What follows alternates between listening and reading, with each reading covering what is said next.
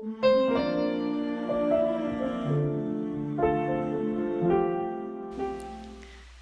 everyone, it's Mac, and welcome back to The Careful Poet.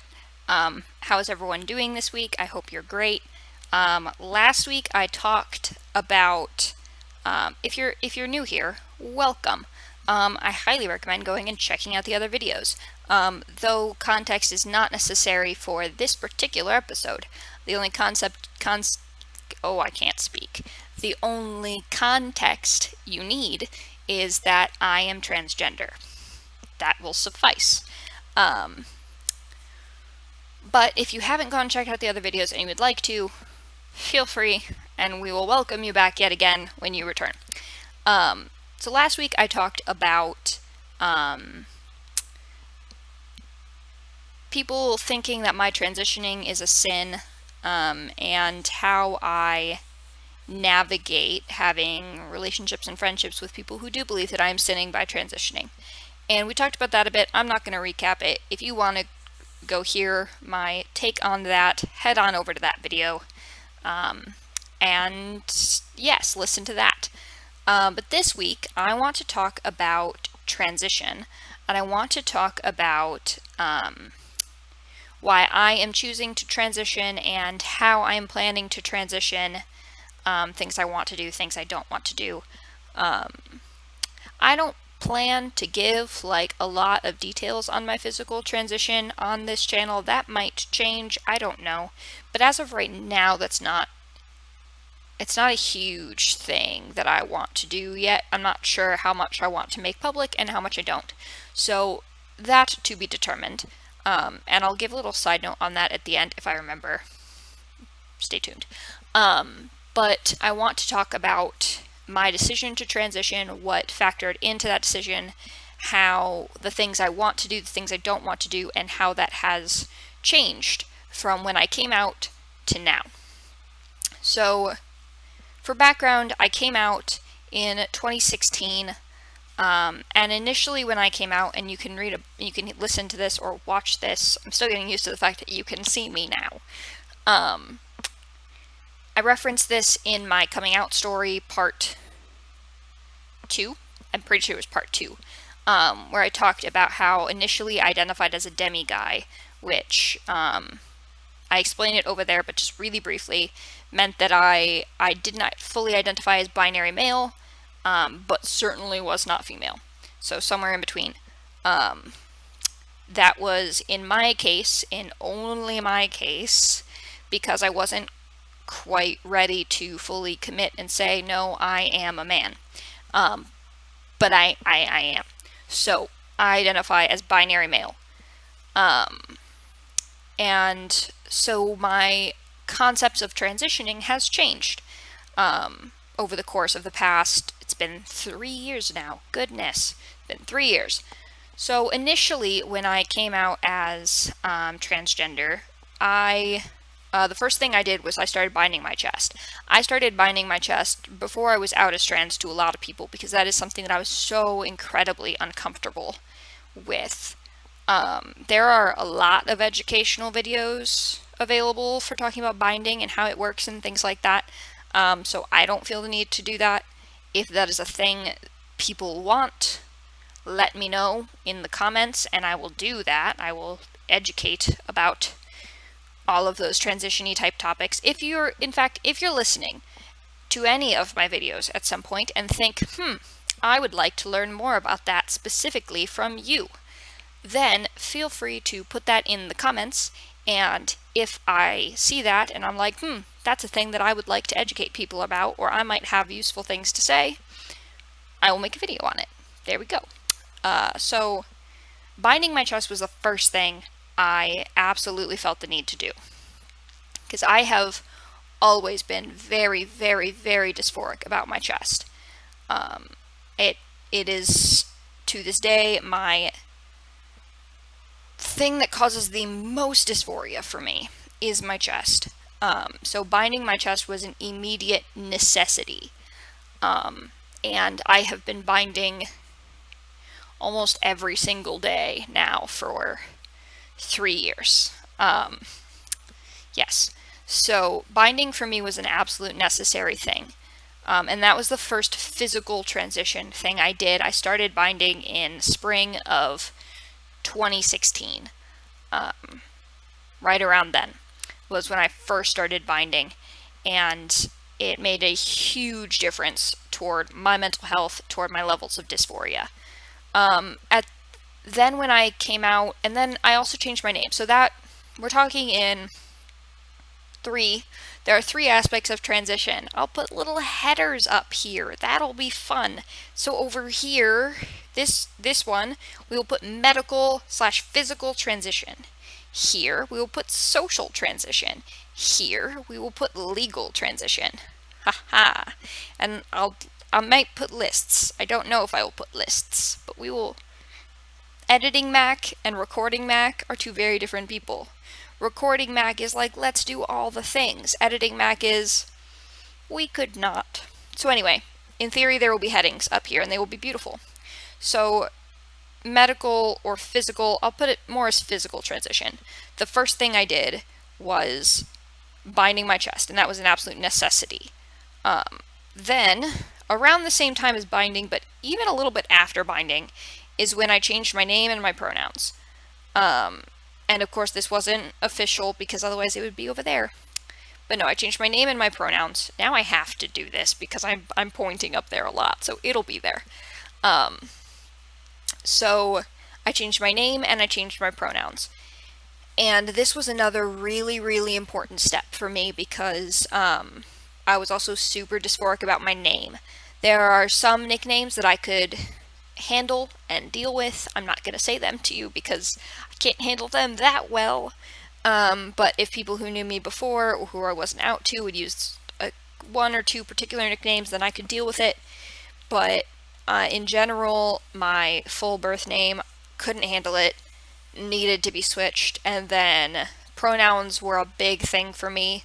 Initially, I went by they, and that was okay. It was way better than she, but then people started using he for me, and that was absolutely, yes, that's what I want to be called.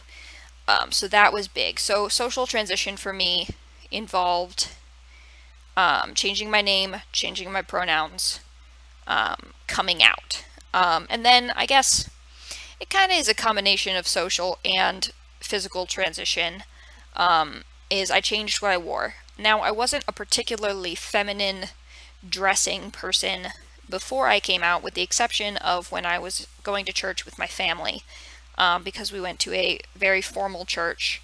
Individuals assigned female at birth were required to either wear skirts or dresses, and therefore, that is what I wore.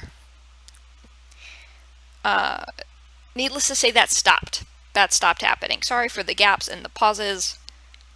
You are getting a view of dysphoria. That is what you're getting. So, immersive experience. Congratulations.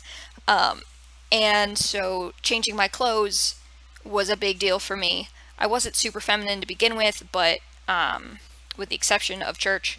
But when I started binding my chest, I stopped wearing more what we would consider women's clothes. I started shopping in the men's section at stores, and there's a picture of me. If I think about it, I will put it here, of me on the day I bought my first boy clothes. I was very, very, very excited.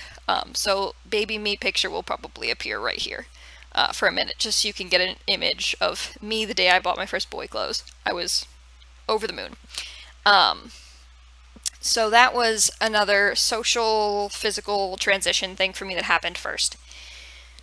And that's when I started thinking about the medical side of transition, and what I wanted and what I didn't want. I knew that binding was going to be absolutely necessary, and at first my thought was, well, I don't mind binding that much, so I don't think I'll need top surgery. That has changed. Having been binding for now 3 years, it causes a lot of problems. One, I am very hot all the time, and it's incredibly uncomfortably hot and sweaty and gross. So that is a thing I'd like to prevent. Two, it's not good for my breathing, and considering I already have asthma and lung trouble and rib trouble. It does not help that situation, and when I get sick and get respiratory infections, which happens quite often, I often slip ribs and will bruise my ribs because they can't fully expand when I'm coughing. So that's not good. And just the fact that binding is not a great solution long term. And if I'm binding every single day anyway, then what's the point? So top surgery has become a thing that I absolutely want on the physical side of transition, and was one of the first things that I decided on as far as physical transition goes. I also decided that I'm going to legally change my name. That is a thing I want, not a thing I've done yet, but a thing I want to do. And I want to get my gender marker officially legally changed. Those are important for me. And then the big one for me was deciding what I wanted to do as far as hormones goes. Because I knew I didn't want bottom surgery, and I can talk about this more if people really want me to, but suffice to say, I don't like my current options for bottom surgery, and therefore it's not a thing that I really have wanted to do. So that's never been on the physical medical side list for me. But testosterone was a big question mark for me for a while, for a couple different reasons. First of all, when I was just binding and thinking that I didn't necessarily need top surgery, testosterone was going to be the only permanent thing I was considering. And I was nervous. Not because of any worry that I would regret it or change my mind, but because of the massive implications in my life if I start testosterone. I have a very contentious relationship with my parents, as you know if you watched my coming out videos. And they're currently in this state of denial, and I can talk more about my relationship with my parents if that's a thing you're interested in, but they're currently in a state of denial, and when I permanently change my physical appearance, that denial will be shattered, and I am worried that I will lose them entirely. Not that that has not been on the table for years now. It has. It wouldn't be that big of a shock. It's just something that I would have to come to terms with. And so that side of that has made testosterone a little scary. That and the fact that I sing. And I've been singing for as long as I can remember. It's been really important to me, and I love my range. Or I used to. I have always been a fairly low alto. I have the ability to go up to soprano if I really want to, and I can hit tenor notes and occasionally baritone, which I love. And that used to be, I used to love that, and that used to make me really happy, and I loved the ability to go really high while also getting pretty low. I was really happy with that. But more and more, my dysphoria has made singing uncomfortable for me, which has been a real loss in my life that I have had to deal with, because I have always loved singing, but now I get dysphoric when I sing because I can't hit all of the tenor notes. I certainly can't sing bass. I can't hit baritone. And I can't sing all of the tenor. I can only sing high tenor. And that bothers me. Because I love to sing, and I have always wanted to be a tenor. I used to tell my dad when I was little that I was going to sing tenor. He would try to correct me and say, "No, you'll be an alto." And I said, "No, watch me. I'm going to be a tenor."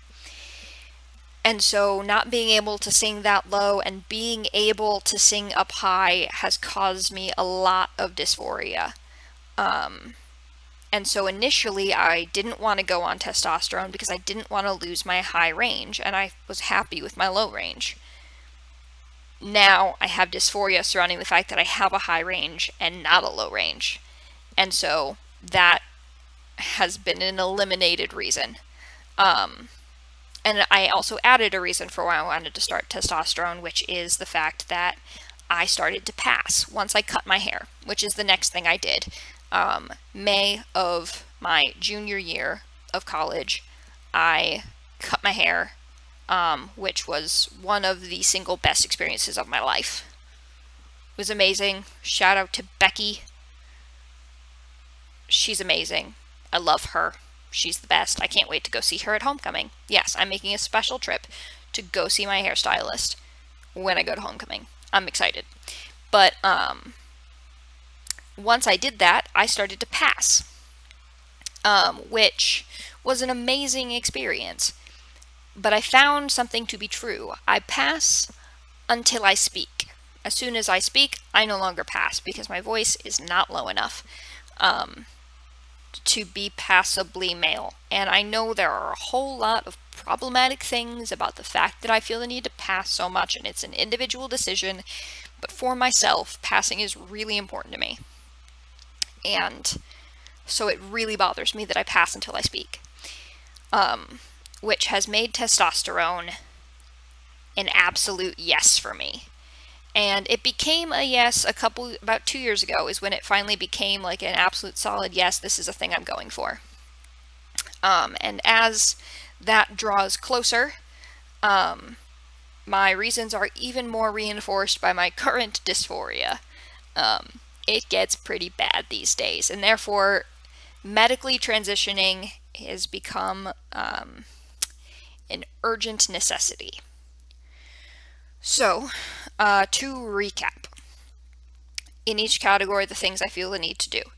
On the medical, physical side, I'm going to put not like medical things in the social side, even though technically I guess they're physical changes, but you know what I mean. So medical side things that are options are, there are a ton of options, but of the basics, we have top surgery, testosterone, bottom surgery.